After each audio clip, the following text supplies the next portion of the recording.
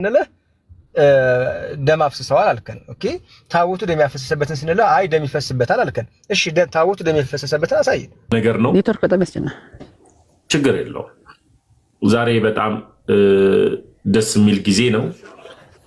አንዲት እህት እንደዚሁ ከፕሮቴስታንት የምትመለስ ልጅ በጠዋት በጊዜ ነው የገባችው፣ ልክ ላይቭ እንደከፈትኩት።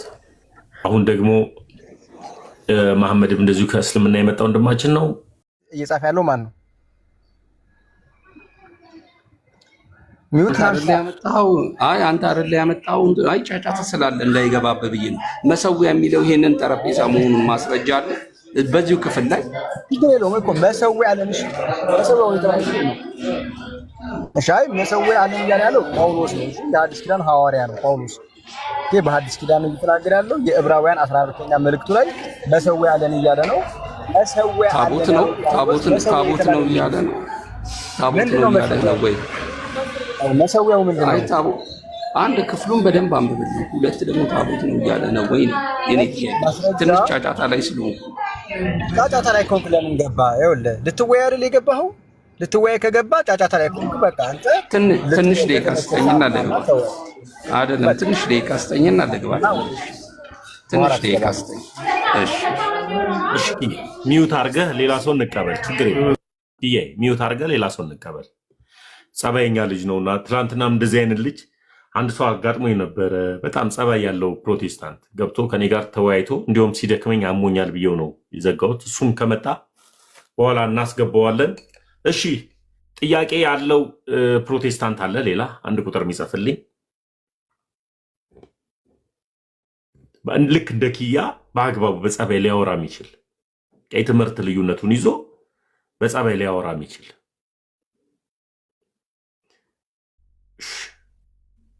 አንድ ቁጥር የሚጽፍልኝ ጥያቄ ያለው ፕሮቴስታንት ካለ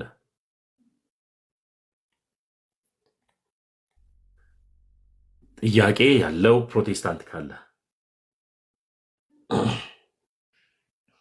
በኋላ አብረን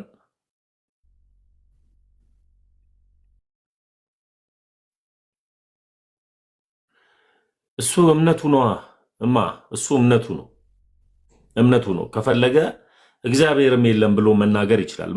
መሰዊያ የለም ብሎ የሚናገር ሰው ስርዓት አለው ወይ? መብቱ ነው፣ እምነቱ ነው። ፍቅርን መስጠት የምንችለው እኛ ነን። አንዳንድ ጊዜ የሚጻፍና ማይጻፍ ኮመንት ለዩ። ፕሮቴስታንት እኮ ነው።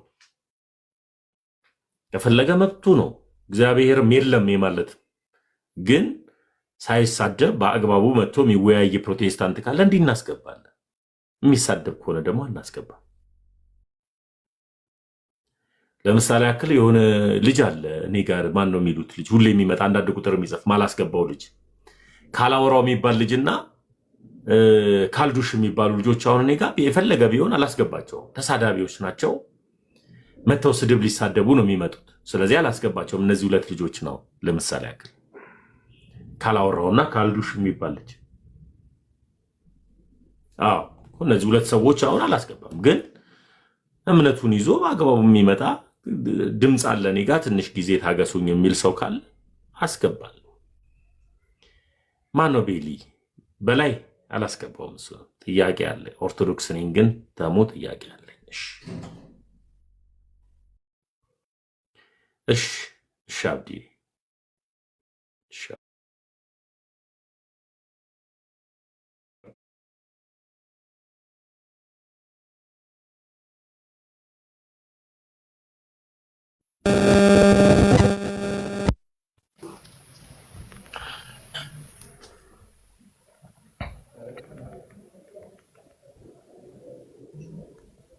ና በእውቀት አውራኛ ና አብርሃም አንተ በእውቀት አውራኝ። እኔ እውቀት ሳይኖረኝ ዞር ልበል። እንኳን እኔ ተመስገን አይደለሁም ጳውሎስ እንኳን ከእውቀት ከፍዬ አውቃለሁ ነው የሚለው። እንኳን እኔ ተመስገን አይደለሁም ሐዋርያው ቅዱስ ጳውሎስ ከእውቀት ከፍዬ አውቃለሁ ነው የሚለው። እና እውቀት ለመለካካት ነው የምትመጡት እንጂ እውነተኛ ጥያቄ ኖሯችኋል ለምትመጡት። ሻቢ እንኳን ደህና መጣ።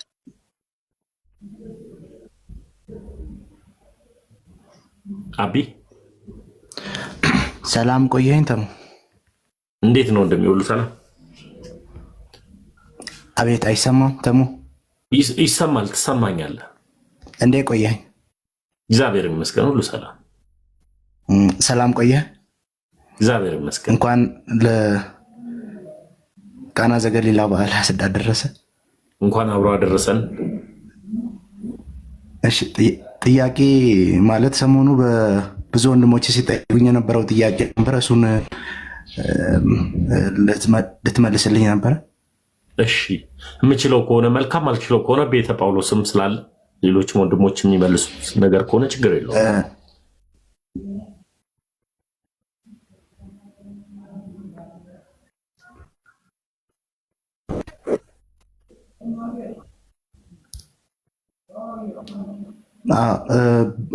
ጥያቄው ምንድን ነው? በብሉይ ኪዳን ታቦት እንደነበረ ለሙሴ እንደተሰጠ ይታወቃል በመጽሐፍ ቅዱስ። በአዲስ ኪዳን ደግሞ ይሄ ታቦት በኢየሱስ ክርስቶስ ተቀይሯል የሚል አስተምሮ አላቸው እና ያ ደግሞ እንዴት ነው በእኛ ቤተክርስቲያን ማለት በደንብ እንትን አድርገህ ብትነግረኝ። ቅድም ላይም ስመልሰው ነበረ። 10ቱ ትእዛዛት በብሉይ ኪዳን የነበረው ትእዛዛት አሁን በእኛ ጋር የለም። እኛ ጋር ያለው ቤተ ጳውሎስ የሚመች ቦታ ነው። መልስልህ ጥያቄውን እንደገና እስኪ ድገመው ወንድሜ። ታቦቱ በኢየሱስ ተተክቷል ነው ጥያቄው? ኦኬ። በብሉይ ኪዳን ያው ታቦት አዎ፣ እንደዛ አይነት ነገር አለ። አሁን ታቦቱ በኢየሱስ ተተክቷል። ምንድነው ስሙ ነው? ኦኬ። አልፋ ወ የሚል የጌታችን የኢየሱስ ክርስቶስ አልፋና ኦሜጋ መጀመሪያና መጨረሻ ተቀዳሚ ተከታይ የሌለው የአምላካችን የኢየሱስ ክርስቶስ ስም ኦኬ በዚህ ቅዱስ ታቦት ላይ ተጽፏል። አሁን እንደምታስታውሰው እግዚአብሔር አምላክ በሲና ተራራ ለሙሴ በጽላቱ ላይ ኪዳኑን ሕጉን ጽፎ እንደሰጠው ታስታውሳለህ አይደለ? ከዛ ከሲና ተራራ ሲወርድ እጁ ላይ ወድቆ እንደተሰበረ ከዛ እንደገና ቅረጽና ስራ እንዳለው ይሄን ሁሉ ታስታውሳለህ ብዬ ተስፋ አድርጋለሁ። አሁን ያ በልባችን ላይ ያተመው ሕግ አለ፣ እሱ እውነት ነው። አሁን ግን በሐዲስ ኪዳን በዚህ በምንኖርበት በዚህ ጊዜ የጌታችን የኢየሱስ ክርስቶስ ስም ተጽፎበታል። አልፋ ወኦ የሚል ማለት ነው። ይህ ስም ስለተጻፈበት ጉልበት ሁሉ ደግሞ ለዚህ ስም ሊንበረከክ ስለሚገባ ሊሰግድ ስለሚገባ ምላስ ደግሞ ጌትነቱን ሊመሰክር ስለሚገባ ታቦቱ ራሱ ኢየሱስ ነው ሳይሆን በታቦቱ ላይ የኢየሱስ ክርስቶስ ስም ተጽፎበታል።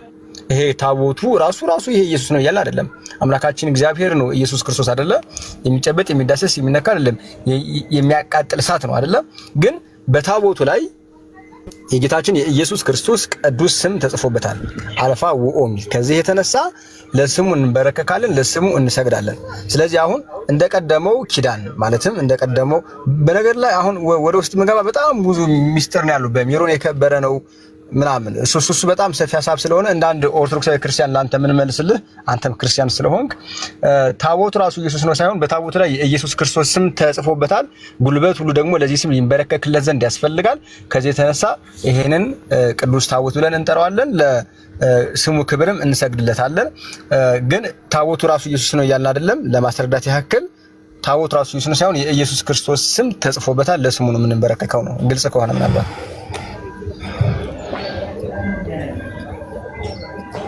ይሰማሉ እንደምን? እሺ በዚህ ላይ አንድ ጥያቄ አለ። ልጁ በጠየቀው ላይ ሳይሆን እሱ ኦርቶዶክሳዊ ክርስቲያን ነው። መጀመሪያ ከሱ ጋር እንጨርስ። ተመለሰልህ? ግልጽ ነው። በቃ ስለዚህ በታቦቱ ላይ ለተጻፈበት ቅዱስ ስም እንሰግዳለን። የመጽሐፍ ቅዱስ ጥቅስ ከተፈለገ ፊልጵስዩስ ምዕራፍ 2 ከቁጥር 8 ጀምሮ አንብብ። በደንብ ግልጽ በሆነ መንገድ ያስቀምጥልሃል። ስለዚህ የቤተክርስቲያን ትምህርት ይሄ ነው። እሺ ማንን በላንተን ወንድማችን ስምህንና ቤተ እምነትህን ጥያቄህን አስቀጥል። እሺ እኔ መንደሊብ እባላለሁ። አሁን ልጁ ከጠየቀው ጥያቄ ጋር አያይጄ ነው። በፊትም ለእኔ ጥያቄ ነበረ። አንድ ጊዜ የልጁን ጥያቄ ሳይሆን መጀመሪያ እየጠየቅኩ ያለሁት ማን እንበል ቤተ እምነት የት ነው የሚል ጥያቄ ነው የተጠየቀው። ከዛ በኋላ ደግሞ የልጁን ጥያቄ ሳይሆን ያንተን ጥያቄ ነው የምንፈልገው። ልጁ ተመልሶለታል፣ ኦርቶዶክሳዊ ነው። አሁን ያንተን ጥያቄ ነው የምንፈልገው። የት ቤተ እምነት ነህ?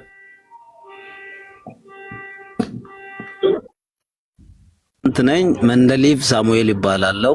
ፕሮቴስታንት እምነት ተከታይ ነኝ። ፕሮቴስታንት ውስጥ የቃለ ሕይወት እምነት ተከታይ ነኝ። ቤተ እምነት የት ነው?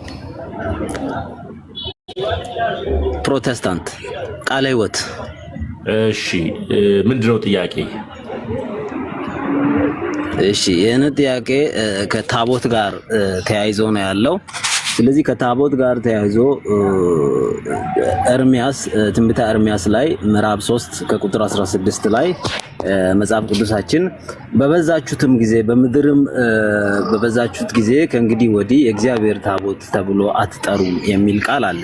ስለዚህ ኦርቶዶክስ ይሄን እንዴት ታያለች? እግዚአብሔር ታቦት ብላ በየጊዜው ታከብራለች። አሁን ደግሞ ሌላው ደግሞ ጥያቄ እግዚአብሔር ለሙሴ ታቦትን ሲሰጥ ወይም የታቦትን ሕግ ሲሰጥ ለሙሴ ብቻ ነው የተሰጠው። ለሙሴ ብቻ እንደዚህ አድርጌ በዚህ ወርድ በዚህ ከባድ ነው በጣም ሚውት አድርግ እስኪ። አንድ ጥያቄ እኮ ጠይቀህ ጥቅስ አስቀምጠሃል አይደለ? ለጠየቅከው ላስቀመጥከው ጥቅስ ጥቅሱን እናያለን። ከዛ በኋላ ሌላ ደግሞ ከሐዲስ ኪዳን ደግሞ አንድ ጥቅስ እናሳይሃለን።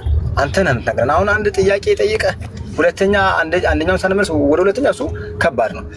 ኤርሚያስ ስንት ላይ ነው ያነሳው? እሺ የትንቢተ ኤርሚያስ 3 ምዕራፍ 3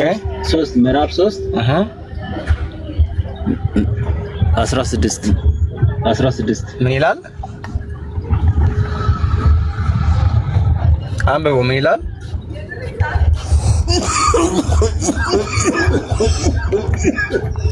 ይማር አንብበው። ምን ይላል?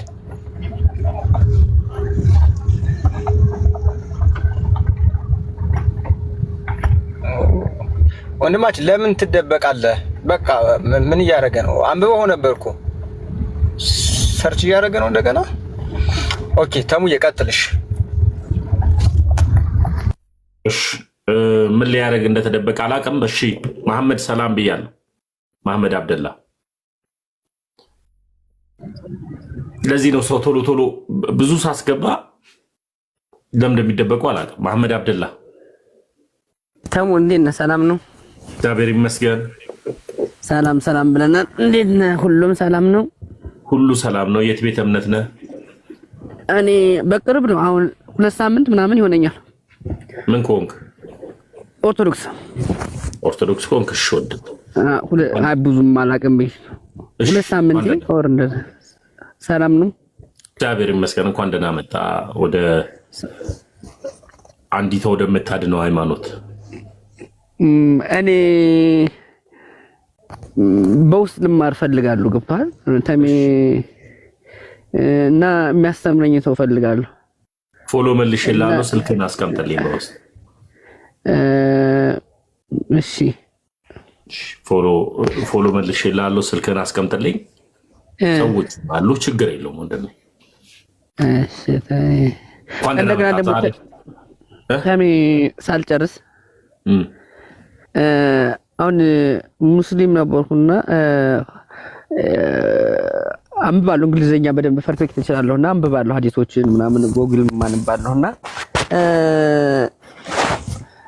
እና እኒህ ነገር ማወቅ ለሰዎቹ ማሳወቅ የሚቻለው እንዴት ነው?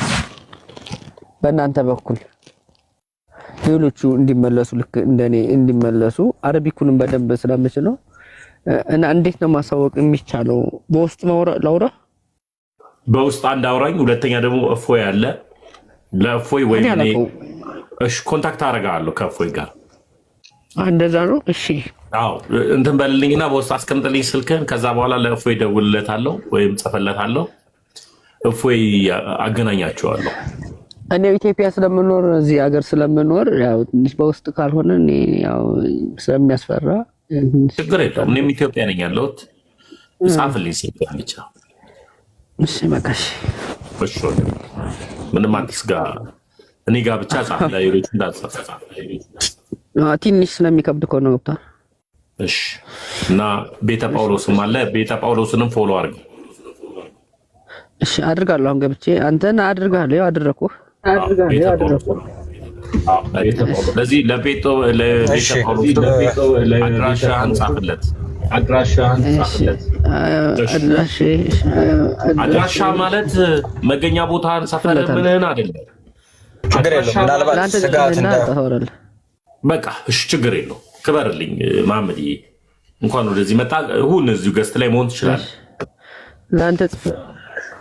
ለአንተ ጽፍልህና እሺ፣ እሺ ወንድሜ፣ እሺ።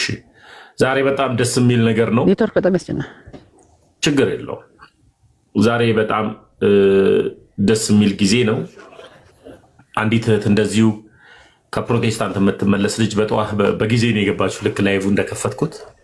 አሁን ደግሞ መሐመድም እንደዚሁ ከእስልምና የመጣ ወንድማችን ነው። እንወዳለን በሉት።